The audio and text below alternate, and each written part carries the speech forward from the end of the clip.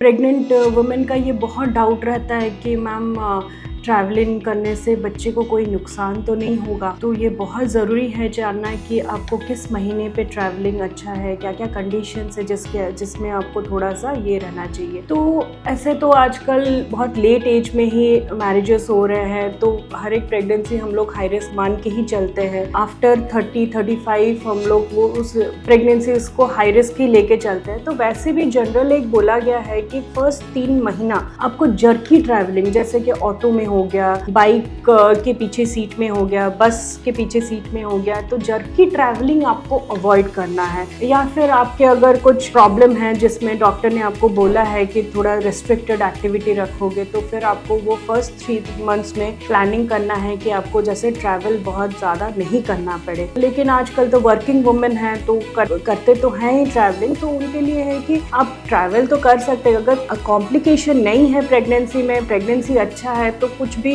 ऐसा प्रॉब्लम नहीं होगा। बट जर्की ट्रैवलिंग जितना हो सके वो फर्स्ट 3 महीने में अवॉइड कीजिए। सेकेंड मंथ अगर लॉन्ग ट्रैवलिंग कहीं जाना प्लान कर रहे हैं, कहीं वैकेशन वगैरह प्लानिंग कर रहे हैं, तो best is the second trimester, मतलब 5th, 6th, 7th मंथ। उसको प्रेगनेंसी का हनीमून पीरियड भी बोलते हैं, क्योंकि उसमें सब कुछ स्मूथ ही जाता है। आपके उल्टी वगैरह भी कम हो जाते हैं, वो सब सारे सिम्टम्स जैसे कि सुस्ती आना या कुछ मन नहीं लगना, मूड स्विंग्स बहुत ज़्यादा होना, वो सब भी एकदम नॉर्मलाइज हो जाता है। तो जब भी आप कहीं प्लान कर रहे हैं ट्रैवलिंग, तो 5th, 6th, 7th मंथ में ट्रैवल कीजिए।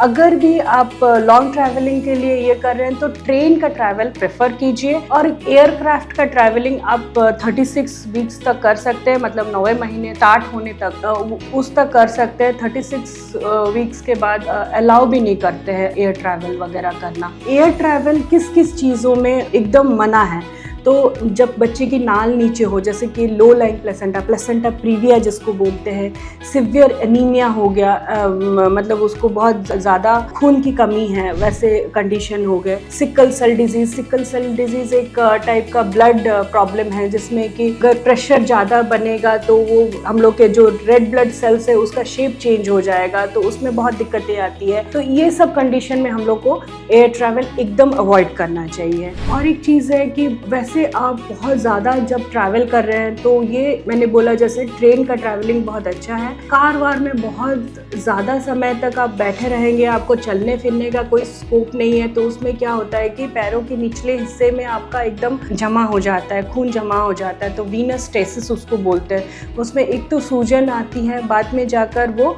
प्रॉब्लमेटिक भी हो सकता है, उसको क्या बोलते हैं थ्रोम्बोएम्बोलिज्म, वो थोड़ा सा रिस्की कंडीशन भी हो जाता है। तो ये सब हम लोग को बहुत लॉन्ग आवर्स के लिए जब हम लोग ये कर रहे हैं, तो ट्रेन का ट्रैवलिंग ही ठीक है। अगर आप कार चला रही हैं तो ये बहुत इंपॉर्टेंट है जानना है कि आप जो सीट बेल्ट पहनती हैं, जो सीट बेल्ट का जो नीचे वाला जो एब्डोमेन के ऊपर जाता है, पेट के ऊपर जाता है, उसको थोड़ा पेट के नीचे से लीजिएगा, आपका पेट के ऊपर कोई प्रेशर नहीं आएगा।